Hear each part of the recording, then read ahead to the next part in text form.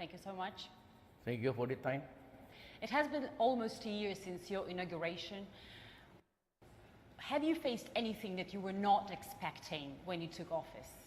I've been a politician for almost 40 years, excluding the term now. So I would say that on the national front, I was kept informed all the time by the news and of course by sources in government. Expected, but I never realized the magnitude of the contamination of the Filipinos insofar as drugs are concerned. So we hear that 4 million people. Yeah, right? it used to be just a problem, their problem. I thought that it was just like Davao.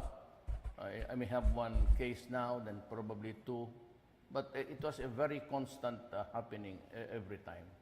When I became president and everything was available to me for information, I was almost appalled to know that we have reached the millions of contaminated.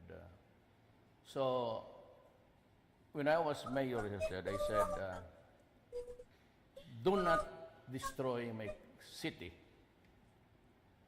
and do not destroy the young people of Davao City because they are our assets.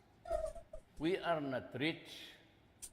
Most of us are poor, and we depend on our sons and daughters to feed us when we get. We do not have. We are not the rich people. We do not have any housing here for few in between, and we need our children to buy the medicines, pay the hospitals, pay our burial, and do not corrupt them with drugs. Do not destroy their minds. And I said, because I will kill you. And I've been very clear with that. Do not destroy my country. Do not destroy our young people. Because if you do that, I will kill you. There are so many criminals walking around. Stop it, and I said. I am not a wholesale violator of human rights. I am not the police. I just give orders. But I build a country. But anything that would destroy my country is totally unacceptable to me. My orders are very clear. Go out and hunt for them, the drug lords. Arrest them if it's still possible. But if they are confronted with the violence that would place your life, the policeman or the security officer in danger, so that kill them. Because in the past, that was what really prevented policemen and the military from doing it. Why? Because they were so afraid of this human rights thing, which is a new phenomenon. It's actually the human rights in the guise of human rights. Countries like EU and America are interfering into the affairs of other nations in the guise of human rights. The bitter irony is that while trying to protect civilians, to protect the youth, you sometimes, and you admitted that in one of your interviews, that innocent civilians could have become victims. Do you think it is a fair price to pay? Just like in the Americans, when they drop a bomb there, so powerful that it also kills others. But you are not America. Do you Yeah, feel yeah, sorry for? Do you feel But we are sorry? talking of human liability. So it doesn't say that because the Americans are exempted, and just because I am just a small time government official, I am not exempted. So what's the fairness there? No. When they drop bombs, they kill so many villages, and there's not even a whimper. America invaded Iraq. What was the excuse? That there were weapons of mass destruction. And yet when they invaded Iraq, so many people were killed. So where is justice now? So I think it's really hard to avoid It meaning to say justice has to be equal. It cannot be justice for one and justice has to be equal. Is that the reason why you turn away from America? Yes, because they refuse to understand my predicament when they knew that they were also in the same predicament on a larger scale. I never in America, what? Remember Panama? Okay. They invaded Panama, a sovereign state, okay, in Central America. So what was the purpose there? They went inside, seized the country, arrested the president, brought him outside the country, placed him in a detention cell in New York. He faced a trial federal court and is convicted. What happened to the invasion? And what was the reason? Drugs. You invade a country. Me, I'm just fighting the criminals in my country. I never invaded a country. You have to look at it this way. There is so much incongruity in the principles that are being followed by nations. The powerful ones, they can invent this weapon of mass destruction. Or we can invade your country. Me, I never touch anybody. I do not even go to the United States. And then they criticize me for the criminals that I have killed. Your relations with the previous U.S. administration were far from perfect. Will you give Trump's administration a chance? I think that Trump is very good. He's a regular guy. He's pragmatic, very practical. The previous administration was a source of irritation and source of so many conflicts, not really in terms of war, but in terms of relationships. The other administration destroyed all of this. The goodwill and even relationships with Russia and relationships with the Philippines. And it's not an easy job to be just, when there's a new guy in town, you just say everything is forgotten. They have the Congress that is not in full accord with the U.S. president. And they are just, as it is, they're still fighting right now, threatening even to impeach President Trump. America is a hard act to follow. Sometimes you are in good terms. For example, Trump, he says that he agrees with me. And he thinks that I'm doing it the right way. And even he, about 2 weeks ago, announced that he's going to get tough against the drug lords and everybody who is into drugs. You could almost find the similar words between my mouth and Trump's mouth.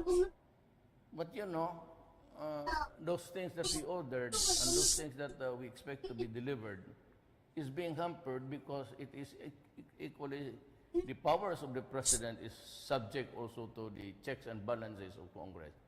And sometimes he is paralyzed. He himself now even finds himself maybe not really big trouble, but in trouble.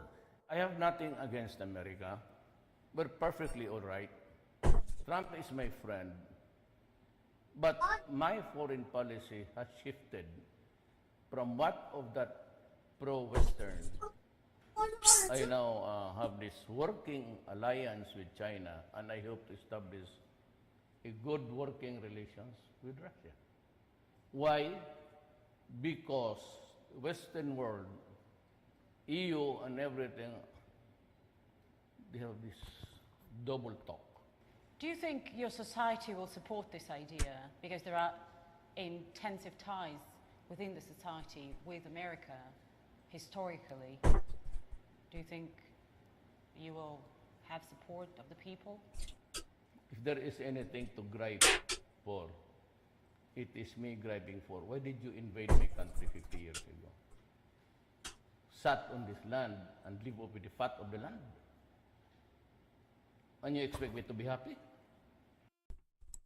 You are so angry. I can feel it. Yeah. You treat me as if I am your colony still? Huh, you must be kidding. Why would I allow it? Why would I allow you to treat me as if I am your representative here as a colonial governor? We are an independent country. We will survive. We will endure. We can go hungry. But this time, I want my country treated with dignity. So you once said that you don't want America in your country. So you were serious. Yes, I said no. I said American troops. That one day during my term, if I survive the CIA, oh no. If I survive the CIA, I have stayed 5 years. You talk a lot about assassination. Do you really expect that to happen? They do it. Does it surprise you? Are you worried? They can Are you topple afraid of your government. life? They can even pluck the president out of his country and force him to face trial in another country. What should happen so that it improves? Well, Are you waiting for an apology? Let's say, No, will it no, work? no, no. That's not. I don't want that thing to happen. So what may It's help? enough that I respect Trump. He's a friend, and he is welcome to come here on November. But if I'm talking about arms, if I'm talking about mutual defense regarding ISIS, I'd rather, in my preliminary talks with President Putin, I got a favorable response. I hope we can convert it to something substantial. Because it is only Russia and China who can be relied with their words. America is double talk. The left hand does not know what the right hand is doing. Because I said the arms are suspended, and the Senate has not really agreed, or they're still debating on it, whether to give us the arms or not. My country is fighting terrorism. How long can I wait? Until such time that we are on bended knees. It might be too late.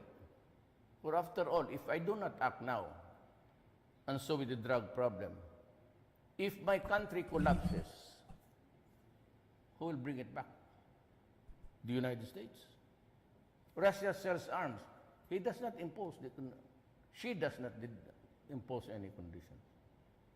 When Russia sells the arms, he says the arms. You need it? I will give it to you. That's a known fact. You do not attach conditions. A straight negotiation. If you're ready to help, we'll say, oh, okay, we will help. We'll give you this. And can you do that with America? No. Because the president says he will give you, and the State Department said no.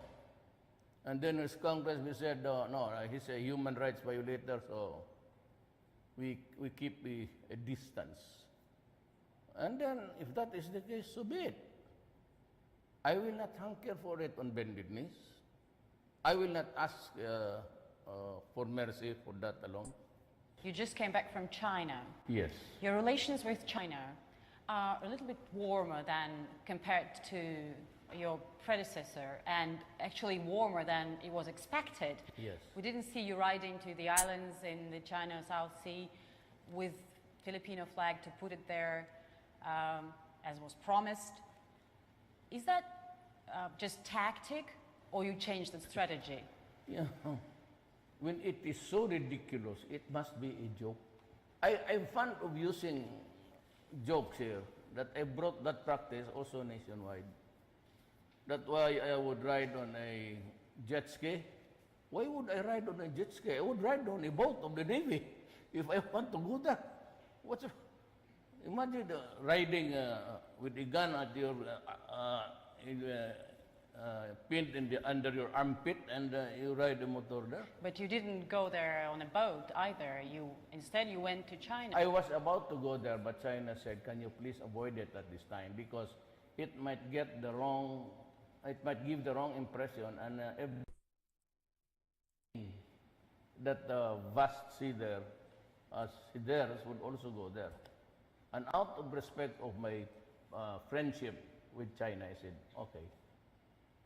So But that thing about, forget it, do not okay. erase it from your mind. It's all joke. I said, if I go there as president, I will ride on a navy. I understand. Of course, it was a joke, but it showed what kind of policy you are going to conduct towards China, and people expected some tough policy. Do you expect me to fight China? And what? Do I have the cruise missiles to hit them? Do I have the missiles to launch from this? So what will happen? It's going to be a massacre. Never mind about the insistence of the arbitrary. At the end of the day, it is this. It is you say it is yours, and I say it is mine. And okay, and he would, the other guy at the bargaining table will say, okay, it is yours. And so, what now? Do I look stupid? We can talk about it later on, but not now because everybody is grabbing a piece of the property. Maybe when the time comes when everything is quiet and it's conducive to talks.